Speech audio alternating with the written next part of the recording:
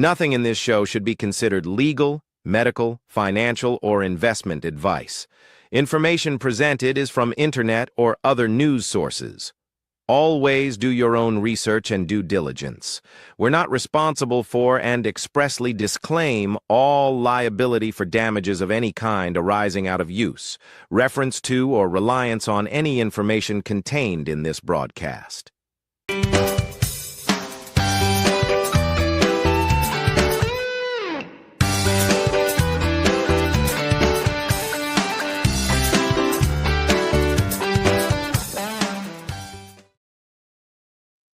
Hey, everybody. Welcome to Money and Change right here on the Trim Radio Network, better known as trimradio.com. Yeah, and I'll tell you what, it's Sunday. There's a lot of stuff going on. We're going to talk a little bit about housing, and we've got different videos to take a look at. And remember, I always said don't get involved with Bitcoin. It took a big tumble, so we'll talk a little bit about that today, too, among other things.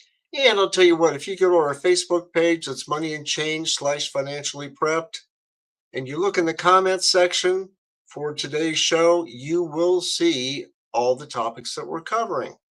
But before we have to do that, we've got to talk about Trim Radio, because if I don't do that, somebody's going to get irritated, and we don't want that to happen. So let's get into the Trim Radio Network, and we'll talk a little bit about that.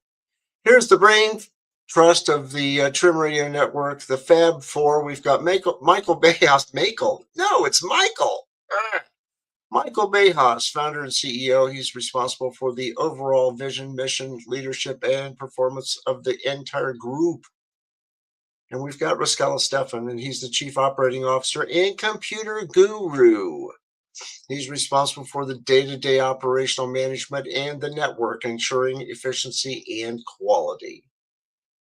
And then there's me. I guess I'm the Chief Relationship Officer, whatever that is. I guess I'm supposed to make people happy. Well, I hope you do like us and you promote us, because we have all original shows and original presenters.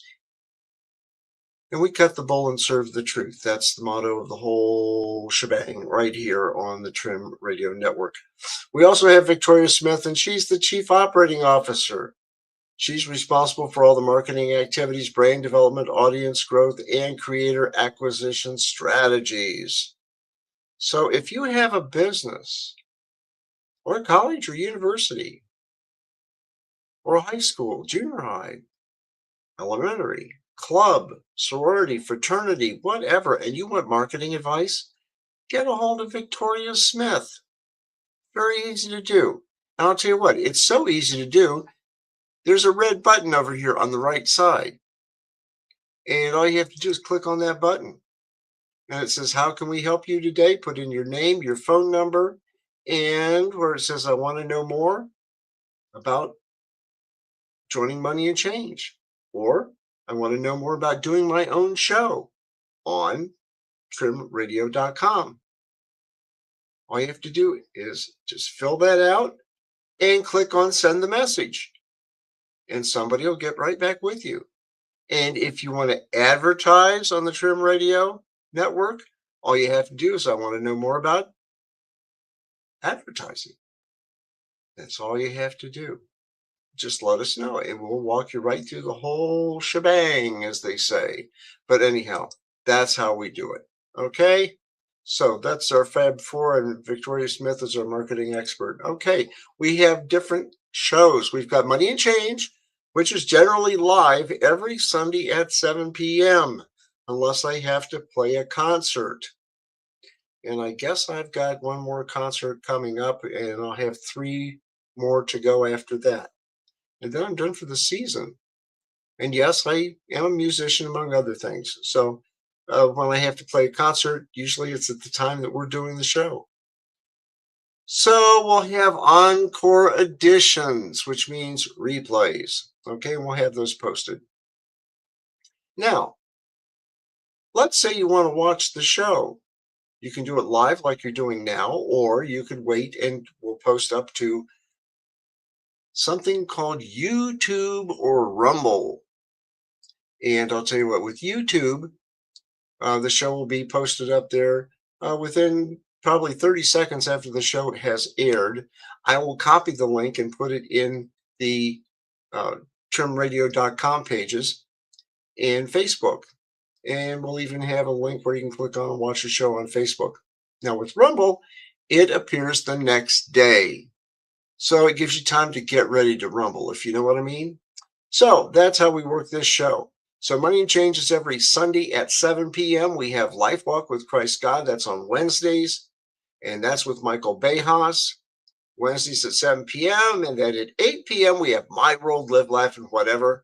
And there we're going to have more than likely some interviews, and we will have some comedy. So you want to check into that show on Wednesday nights at 8 p.m. Tell your friends about us too. We've got the Natural Marketer podcast with Victoria Smith every Thursday. We have Offsides College Football Top 25 with Michael Bejas and friends. And then we also have the Positude podcast every 8 p.m. on Friday. Then we have Nature Awaits Around the Bend, 1 o'clock on Saturdays. At 1:30, we have Ranch It Up with Tigger and Beck. You've got to check that show out. We also have the Red Pill Reality Show Saturday night from 9 till midnight. And Rascala has on guests, different shows. I'll tell you what, it's fun. I've watched that show for a long time, and I'll tell you what, I've been on the show, and it's a fun time. Okay, check it out. Red Pill Reality Show every Saturday at 9 p.m. Also, we have Let's Talk About It with Dora Sherry, and she's on Tuesday evenings. And then you want to check out Revelation with Peter Kling, and he's on Thursday evenings. Yeah, Revelation with Peter Kling. I've known Peter for a long time. I've known Dora for quite a while. Oh, I've known Michael for quite a while, Rascala for quite a while. And I've known Victoria since she's been working with our group. I'll put it that way. Now, how do you support us? Because airtime isn't cheap. You can either buy the merchandise, and we'll go there in a minute. You can advertise. We have very good advertising rates. Also, you can donate. Okay? Very easy to do. And if you take a look here, we'll take a look at the collectibles. And if you shop there, of course, the 4 magic boxes pop up. But we have t-shirts. We have hats. We have mugs turned the wrong way, but we have them. We have the Money and Change t-shirt. We have the Money and Change travel mug with handle. That is a good mug. It really is. And it has a nice top on it and keeps your beverages from spilling. Okay, it's a good travel mug. We also have our ceramic mugs. We have our Offsides College Football Top 25 Premium Piqué polo shirts. We have our Offsides College Football Top 25 unisex garment dyed heavyweight t-shirt. And then we go on. We have Offsides Top 25 t-shirts for kids. We've got mugs. We've got more mugs. We have more adult t-shirts. We have the round mouse pad. You can't corner your mouse on a round mouse pad. We have the Trim Creator Dad's hat. We have the little ceramic ornament that you can hang from your, well, rearview mirror. Or you can hang it on a Christmas tree. We don't care, but it's there to hang. Okay, we've got the Trim Creators embroidered beanie if you're in cold climate. And for all of our friends down in South America, I know it's starting to get cold down there. So you may need one of our beanies. So go to our shop and buy some.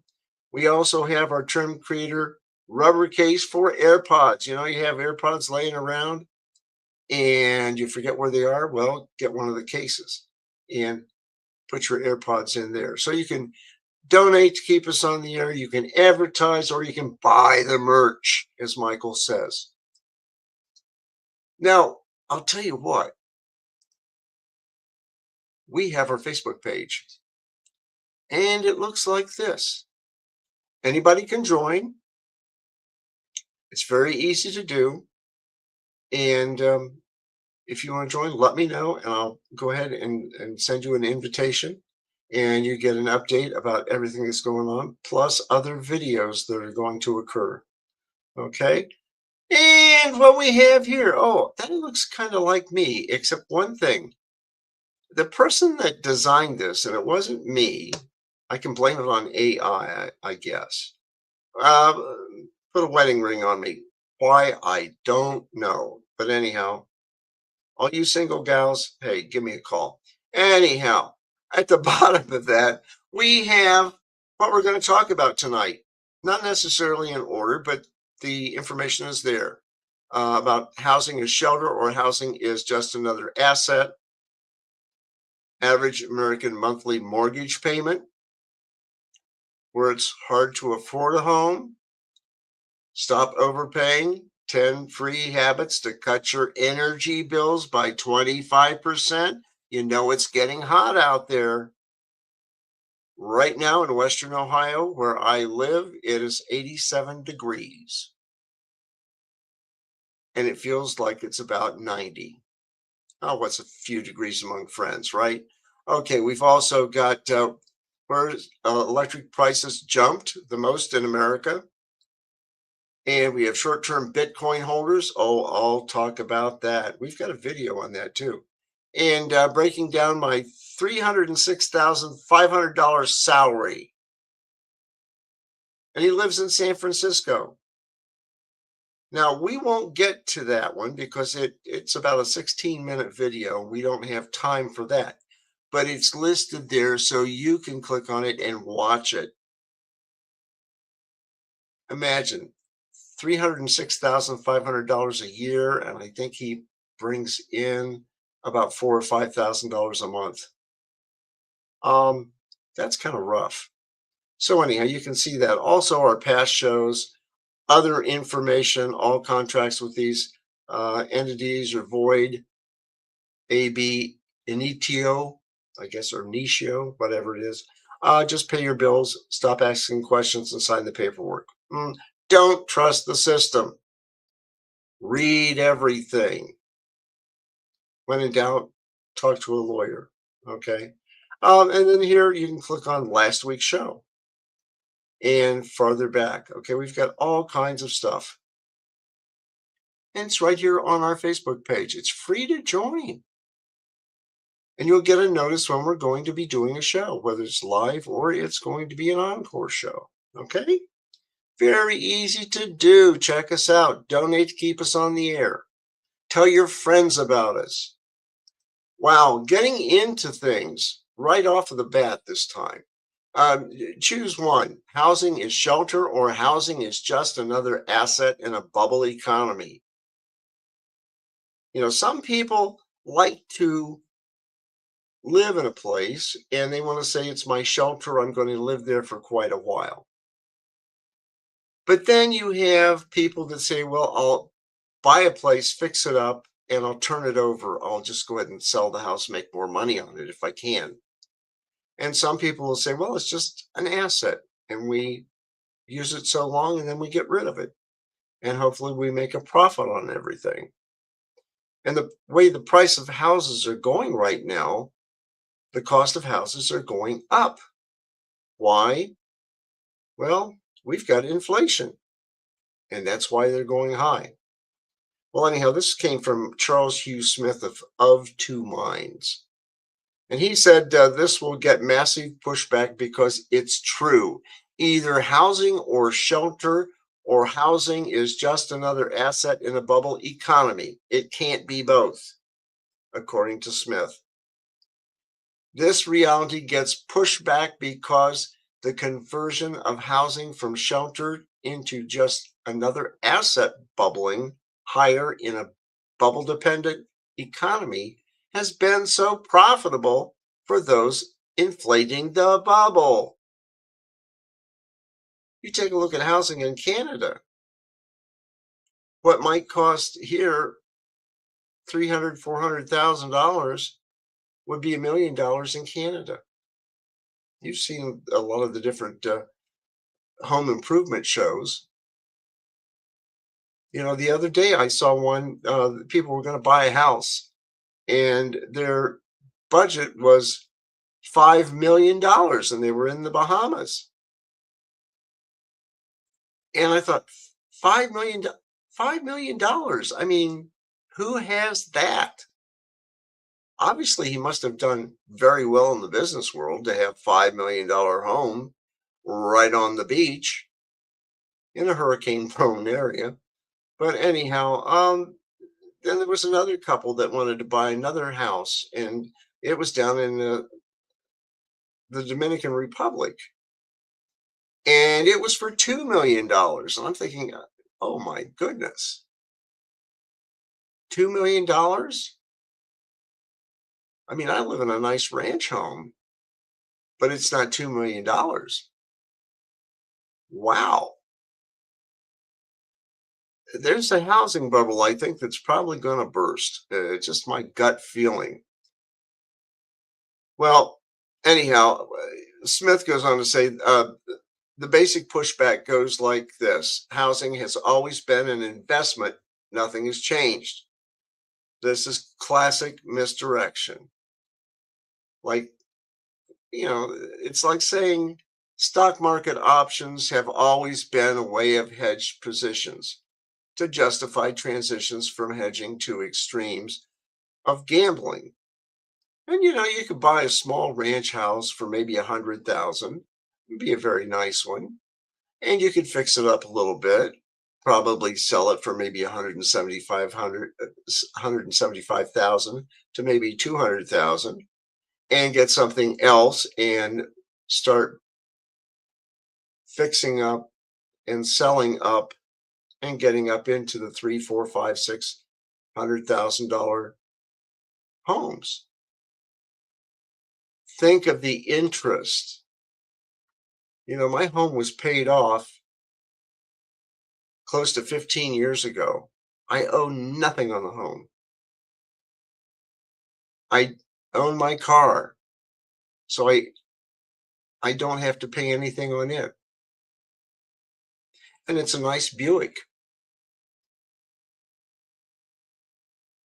And I have money that I can go ahead and put into CDs, even though they're not paying much, or other investments, or I can have cash on hand to go to different places for vacation. I can do that. But I don't have a big mortgage over my head. And a lot of people are getting into a big mortgage situation. I have a friend of mine whose one daughter is moving to Cleveland area, and her hubby to be is going to go into dental school. He's going to be in dental school for 4 years, and she's going to be teaching. And are they going to get a house? Yes. Are they going to pay a lot of money for it? I don't know. Living in Cleveland is a little bit more expensive than living where I'm living. Okay. I know, I've been in Cleveland before. Parts of it are very nice. But here they're going to have probably a mortgage right off the bat. And that's like stepping off into the deep water, if you know what I mean. Unless he's going to use it as an investment, and that could probably happen. The problem with different claims, they're based on completely fraudulent, inaccurate statistics. And you have to take a look at housing is being hoarded by wealthy corporations or low risk assets to park credit generated capital. You get pushback on that.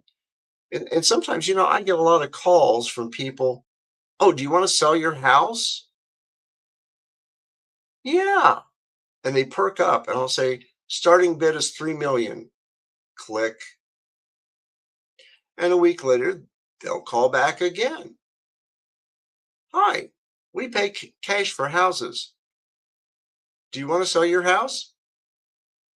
Yeah. How much? 4 million starting price. Bids are going up. Click. I like to play games on that. I like my house. I like where I'm at. I like my neighbors. I don't think I want to sell. But there are people out there trying to buy homes. Why? They're speculating. And I hate those calls. They're cold calls. I hate them, hate them, hate them. So, you take owner occupied fraud mortgage performance, you get that in Philadelphia and you get it other places. And occupancy fraud has been suggested as a contributor to the housing bubble. Yeah, probably is. In other words, even the most cursory audits find significant percentages of owner occupied housing is vacant most or all the time, or is unregistered short term vacation rental. You have that too, especially in Florida. And you have bed and breakfasts. I've never stayed at a bed and breakfast. I don't know if I want to. Who knows? Um, you run into some situations, for example, cities with rent control, according to Smith here, such as San Francisco and New York, have renters who keep their low cost flat vacant while living abroad. Maybe it's a tax write off. I don't know.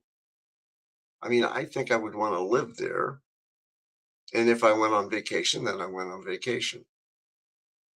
Well, the monetary policies of suppressing interest rates and expanding credit have favored the wealthy who have the income to support added mortgage and the need to park their expanding capital money someplace. I don't know about you, but I don't have capital to park someplace. I can live comfortably, but I don't have the money to park it someplace in a property. Because you're still going to have to pay property tax. More than likely, you're still going to pay utilities on it. It's a waste of money if I'm not using it, right? I don't know about you, but that's the way I look at it. So you can take a look at this on our Facebook page, Money and Change. You just click on the article, okay? When you take a look at different things like average monthly mortgage payment tops $2,000 for the first time ever.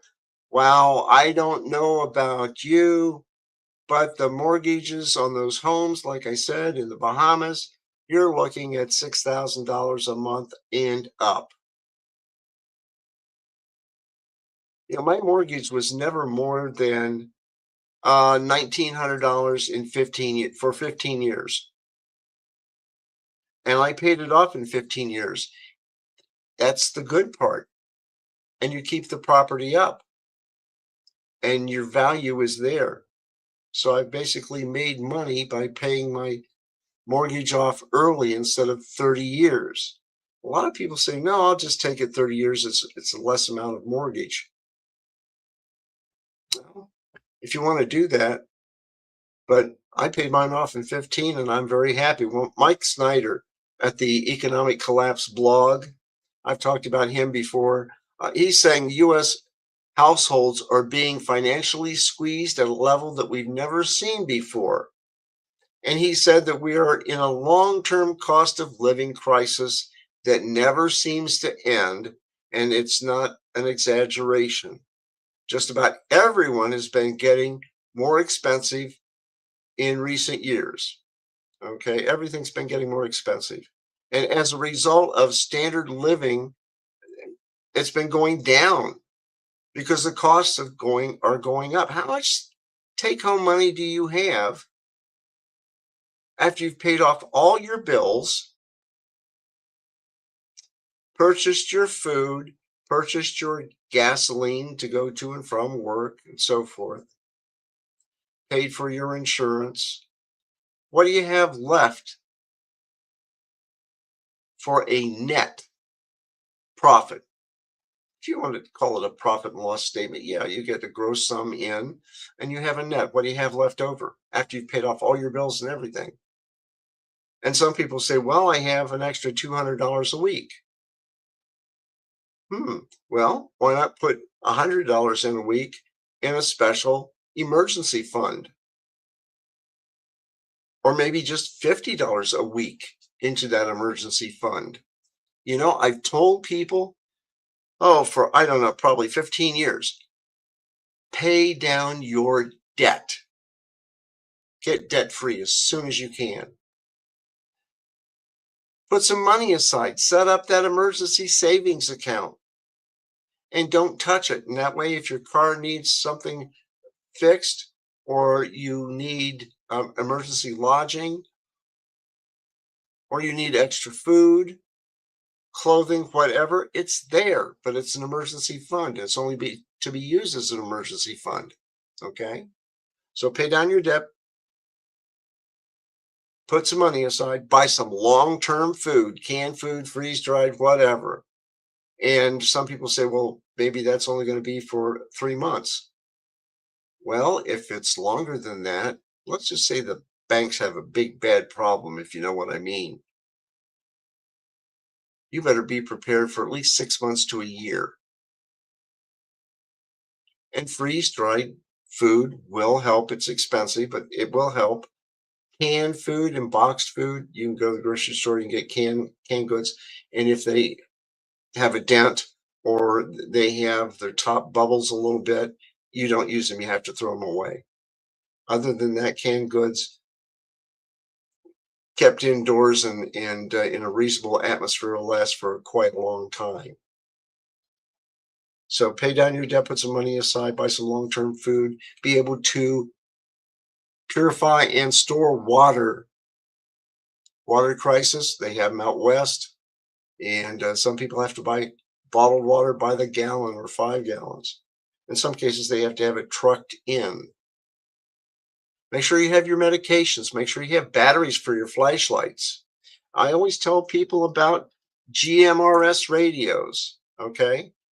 And we'll get back to this one in a second, but people say, well, what do you mean about GMRS radios? Right here, it's an Ocean 935G Plus, and it's an Nagoya 771 antenna. I can talk to somebody in Dayton, Ohio, 35 miles away to a repeater. I can go from there 90 miles out. And if I have to talk for emergency purposes, I have it. And anybody in my immediate family can use the call sign. They can use the radio, and it's great. Okay. So that's a GMRS radio. It's a license for 35 bucks, gets you 10 years. Okay. It gets you 10 years of usage. It's a good thing to have, believe it or not, in an emergency. Even if you go camping, they're great to have. Well, let's get back to sharing the screen again because we need to. Anyhow, getting back to this, you notice that we have the monthly mortgage payment, health insurance, and everything else. Can people get by? They still want to go out and they still want to spend money to take the kids out to maybe ice cream. They want to go out and eat 3 times a week or whatever. I'll call out for a pizza several times a week. I'll tell you what, that's why our cost of living has gone way up. It's because the inflation rate is going up. It's costing more. Okay. So you can read more of this in Money and Change / Financially Prepped because that article is there. Okay. Where it's hardest to afford a home. Okay. Big cities like Hong Kong and Los Angeles. Who's going to go there? Well, some might, but they're well known for their expensive real estate markets. And there are also plenty of housing markets you wouldn't necessarily expect among the least affordable, like Australia, New Zealand, and Canada. And as statistist Tristan Gaudio details below, according to a 2026 ranking of Forbes, Hong Kong remains the world's least affordable housing market, with median home prices still more than 16 times higher than median pre-tax households incomes. Wow. Can you imagine that? 16 times higher? Well, you can check out the rest of the story on our Facebook page. Now, for a video about 10 free habits to cut your energy bills by 25%. Listen to this.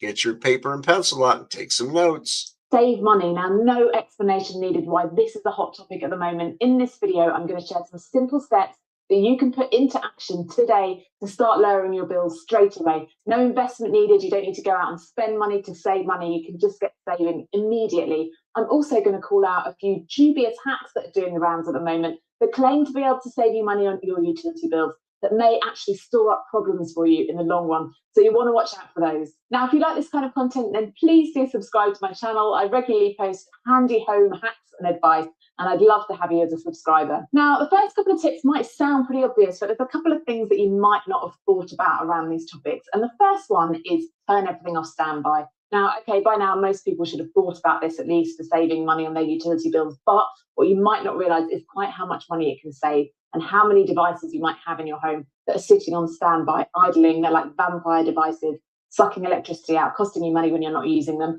So that includes your TV, your laptop, things like your iPad, your games consoles, your mobile phone. There could be multiple things in multiple rooms that are just costing you money when they're not even in use. So go around, do a bit of an audit, work out what's on, what's not. Also, check whether or not you've got things plugged in all the time and they don't need to be when they're fully charged, because that will still be draining your electricity, and it's also a fire hazard. Next up, we've got turning the lights off in rooms where you're not using them. Another one that might seem obvious, but a few things you might not have thought about around this topic.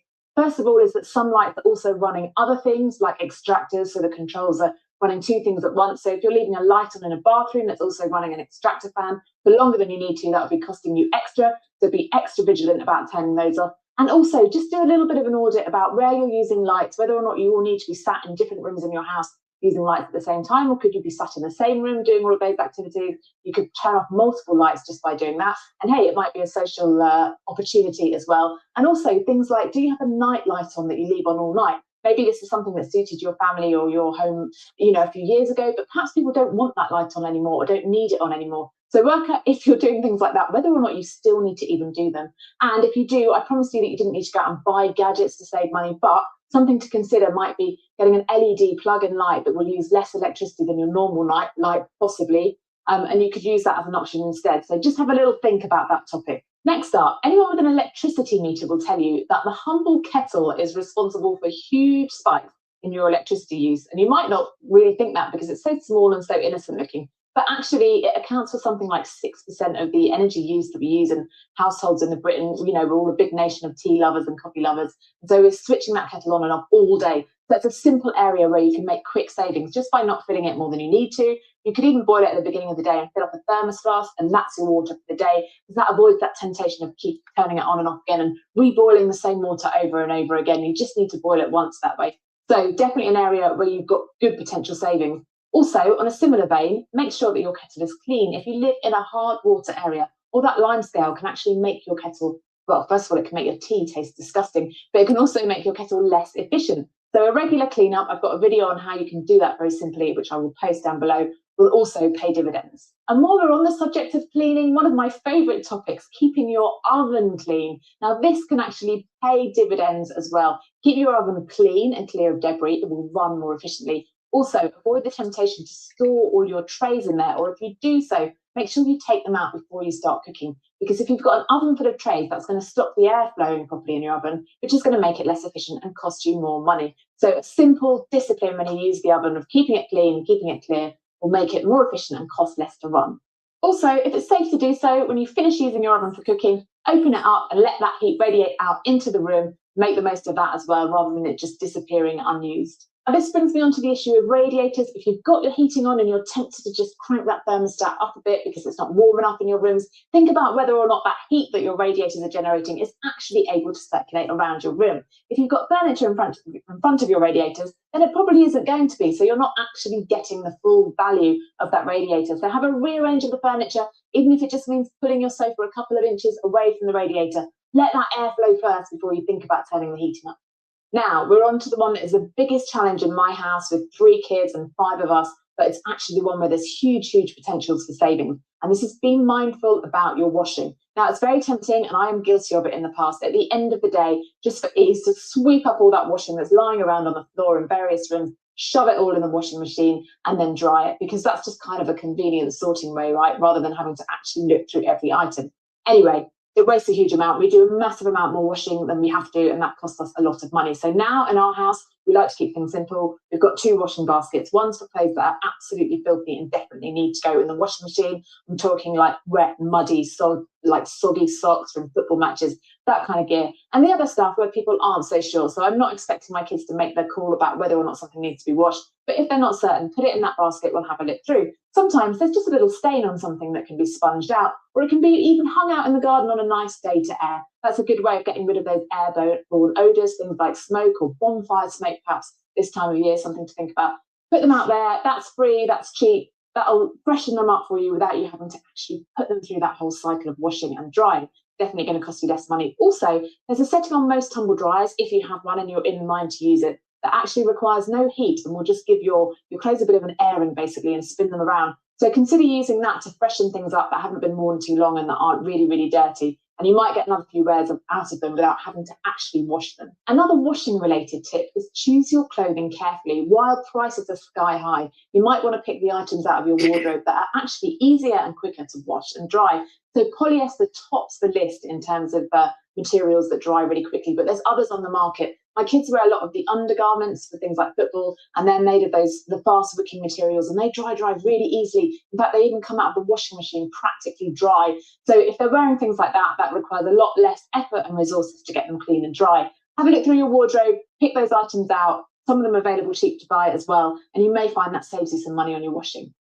Now, this is probably the most controversial tip, and I'm not advocating not washing at all. I'll say that straight up. But there's definitely savings to be made in most households around how much time you spend in the shower and the bath. Do you need a full shower or bath every day if that's what you're in the current habit of doing? Or could you wash with a flannel and some water, or even just using the shower hose to wash essential parts of your body? The good news is that you don't actually need to wash every day. And if you spend a lot of time, particularly in hot water, that can irritate your skin, that can invite infections in, and it's not actually the healthiest practice anyway. So it's not a bad thing to start knocking out some of those showers or baths and limiting the amount. The other thing, of course, which is pretty obvious, but it's just time, how long you spend in them. And you may think you spend less than you do, particularly kids. They'll easily while away the hours standing in the hot shower. Hard to get them in there, hard to get them out. You know the drill. But if you start timing people, maybe if you just produce some data and look at what you're doing, you could probably quite easily cut that in half without too much effort, just by everyone being mindful. So don't avoid it. I hope that you found this video useful. If you did, give it a thumbs up. Please do subscribe. Please come back very soon. And if you've got your own tips cutting your utility bills, then please do share them in the comments down below. That's all for today, though. Thanks for watching. Bye-bye. Hey, I hope you learned something there. Speaking of that, electricity price growth, with these data centers that are coming up, and there's a lot of talk about it, pros and cons. Well, the electricity prices are starting to go up. Now, electricity prices are becoming one of the most fastest rising household expenses in parts of the United States. Using data from the U.S. Energy Information Administration, the EIA, this map from the visual capitalist Dorothy Neufeld shows how residential electricity prices changed across all 50 states this past year. And there they are. Here in Ohio, our prices went up 17%. If you're in Pennsylvania, they went up 14%. West Virginia, 3%. Kentucky, 13%. Texas, 7%. New Mexico, 0%. Arizona, 3%. Why? It's not hot. And they get a lot more light, right? I guess. Then there's California. And Nevada and Oregon, they saved a little bit. Washington was 14%. Now, D.C. isn't a state, but they went up 23%. Florida, they went down 1%. Louisiana went up 8%. And then you go up into New Hampshire. It's plus 18% up. So you can see the price of electricity is going up. Here in Ohio, basically we have electric homes and we have air conditioning. So right now the air conditioning is on. And with everything being almost 90 degrees outside, you better believe my air conditioning is on. And I can't wait to see that bill. Actually, I could wait to see the bill. But air conditioning is essential. I remember growing up, all we had was one big fan for the whole house. And then eventually we got air conditioning. And it was great. I couldn't live without it. But electricity prices are going to grow. Why? Inflation. And it costs money to dig the coal to run the plants. It costs money to buy the transformers. It costs money to buy the wire. We have higher wages. I mean, that's what's causing a lot of this. Okay, so electricity price growth is there. Hey, you didn't think I was going to stop and not talk about the University of Findlay. This lady graduated from the University of Findlay, and she has won, I believe, Gabby Woods goes back to back and wins Ohio Women's Open. It's like twice. Yeah. And that's Gabby. And also, if you take a look at some of the other stuff that's going on with the University of Findlay, oh, there's so much going on. There really is. I'm trying to get used to the way that this is set up now. But anyhow, that's Gabby. Academic All-District Baseball at the University of Findlay. The director of tennis resigns. He retired. Did a very good job while he was there. Cameron Pickerel was assistant women's basketball coach, the new one. And we have 3 All-Americans. They're golfers. Yeah. The golf team has done very, very, very well. So we had 3 All-Americans there. The University of Findlay has some very good sports, very loyal fans. It's a Division II NCAA school, okay? Check them out. And if your son or daughter wants to go to school there, it's a good school. It really is. I can't say enough about it. Not only did I go there, but I knew a lot of people that went there that were very, very, very successful. Matter of fact, one of the guys I went to school with, he ended up being the chairman of the board of Ford Motor Company. Another one ended up being the assistant secretary, undersecretary in the country of Kenya. We had a lot of international students. A lot of the students did very well. They ended up in CEO positions, CFO positions later life, and did very well. University of Findlay, very good education, very good staff. Dr. Kathy Fell has retired, and we have a new president coming in, and we'll talk more about him next show. Wow, let's look at the debt clock, usdebtclock.org. And these are real-time numbers. National debt, $39,222,855,000,000 and climbing. Now it's 856. And that's $114,026 per citizen. And the debt per taxpayer is $355,963 per taxpayer. Somebody better tell the government to stop spending our money. Somebody said one time that the Congress spends like drunken sailors. But drunken sailors know when to quit because they run out of money. And really anymore, you don't have a lot of drunken sailors. I think they're kind of restricted on what they can do. And then you take a look at the income that we're getting in. U.S. federal tax revenue coming in is at $5 trillion. Here we're spending $39 trillion, and we're only getting in $5 trillion. Something's out of whack there. So we need to look at that. You can take a look at the fraud clock, and that's over on the right-hand side. And the fraud per taxpayer is $6,313. Yeah, fraud. And you can take a look at all the different statistics that are here. It's all there. And if you want to take a look at gold supply and demand, there it is. And you can see what the world countries have in gold. A lot of statistics. A lot of statistics. Gold and precious metals. Well, let's see what they have here. Let's see. The U.S. has 50,970,000 ounces. And since 2000, the cost has gone up, or the value has gone up 19.99%. I haven't checked the current price, but I'll tell you what, it's out of my reach. I used to buy gold and silver, tiny little 10th ounce coins.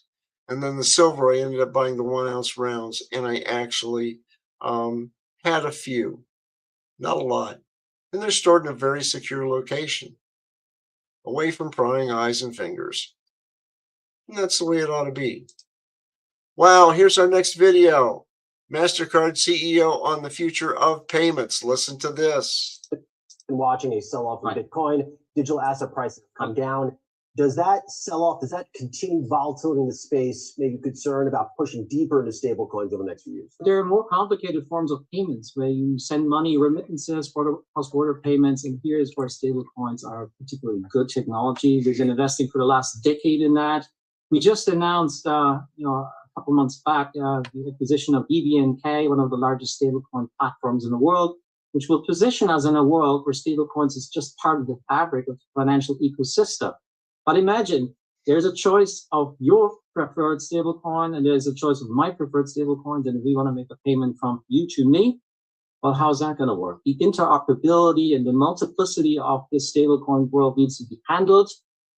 Cards will play a role, but stablecoins will also play a role. And we're going to bring that same interoperability that we have created in cards and the same protections and security to the world of stablecoins. We are at that point where I can have my, let's say, Sazi agent out there buying things for me right now from Macy's. But as this technology only increases in innovation, in terms of development, in terms of pace, like how does that change the business of MasterCard? Agentic commerce, as you just described it, it could be an agent, it could be your AI chatbot of your choice, going to help you get much better search results, much better recommendations.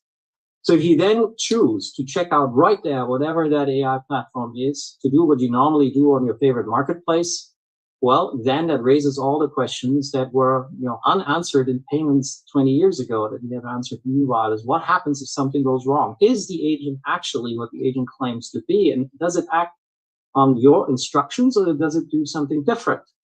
And if there's a misunderstanding, how do you have recourse and how do you protect it? MasterCard delivers all of that today. And we want to deliver that, and we will deliver that in the agentic world going forward, as we might all use agents to get better recommendations and purchase things.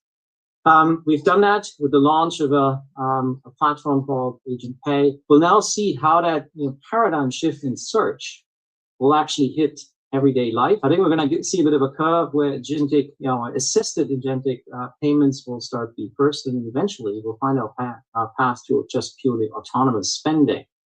We take this from the world of consumer. You could see the same thing happening between businesses. You could see, agent to agent and payments being the next opportunity. Jamie. Yeah, and I'll tell you what, I always tell people about Bitcoin. I kind of wonder about that. It's kind of touchy.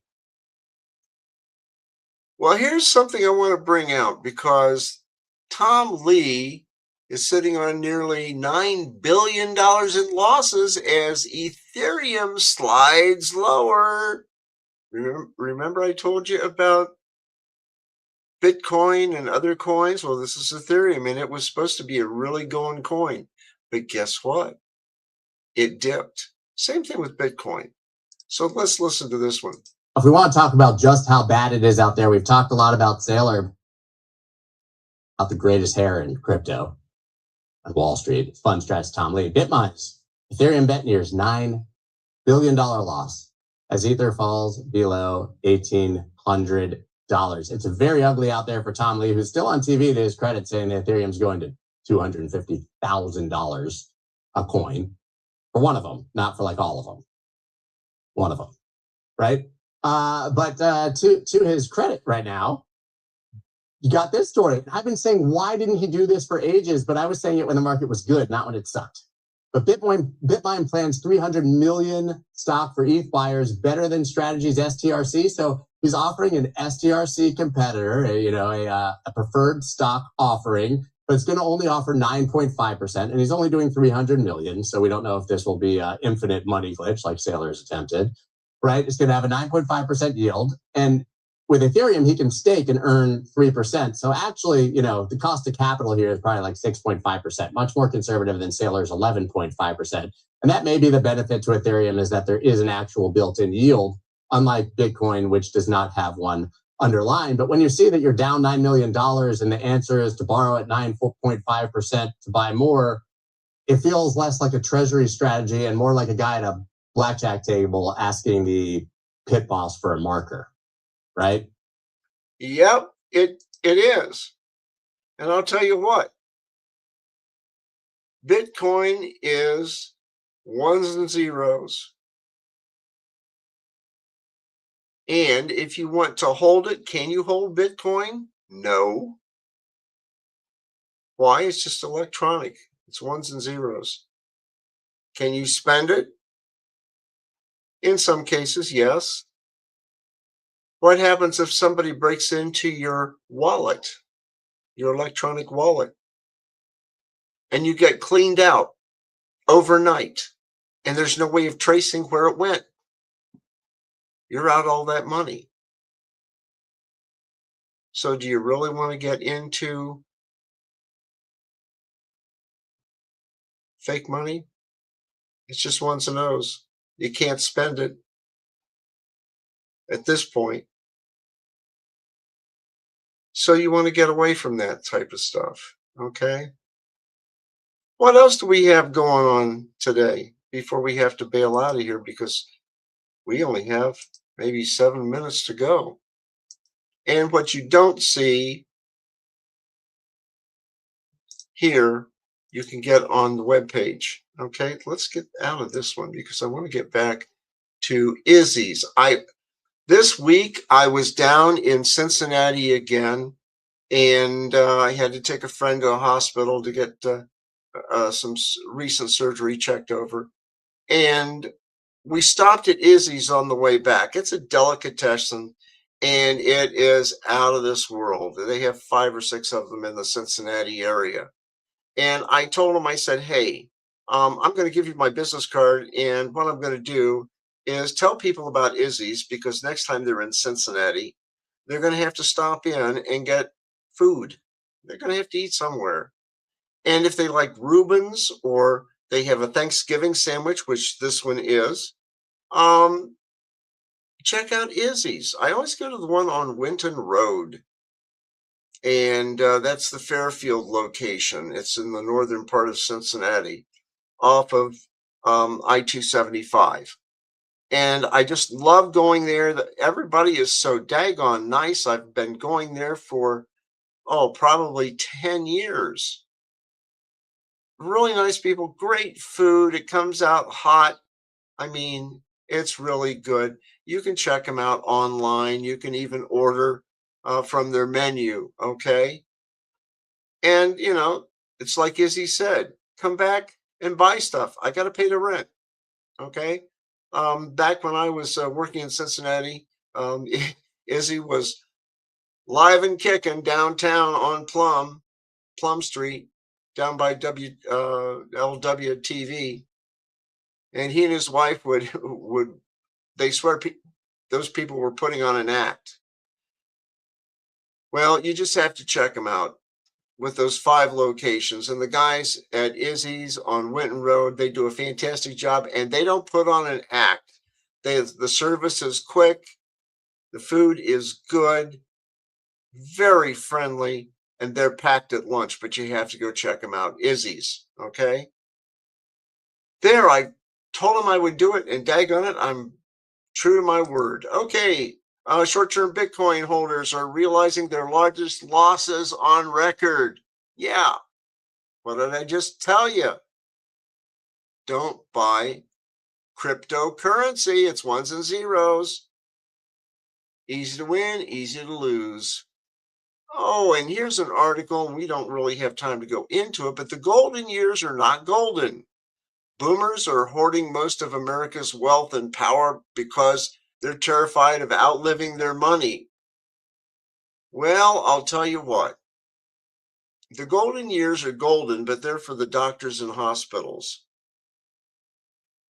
Everybody else, it's not so golden. Just ask any one of us, okay?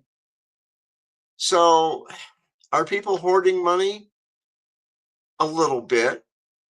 Why are they hoarding money? It's very easy. The economy. The economy is rotten. It could be much better than what it is. And I imagine by sometime this fall, it will be really good because things are bound to bounce back. More people are being hired. More things are being made. So hopefully the inflation goes down and people spend more money. But like I always tell people on this show, live beneath your means. You don't have to go to Netflix all the time. You don't have to go to the movies. Those industries will hate me for this, okay? You don't have to do it all the time. Maybe once a month. Maybe every other month. You don't have to go out and eat 5 days a week just because you don't want to do dishes, okay? You can save money by living beneath your means. You don't need a Rolls Royce. You can settle for a Ford or a Chevy, okay? You know where I'm going? So you need to check that out, okay? The article's there. It's on Money and Change / Financially Prepped. Hey, guys, we are out of time. Boy, are we out of time. And we are going to be live on My World Wednesday. And hopefully I'll have some guests. We'll have some comedy. We'll have some diatribe. That's a big word.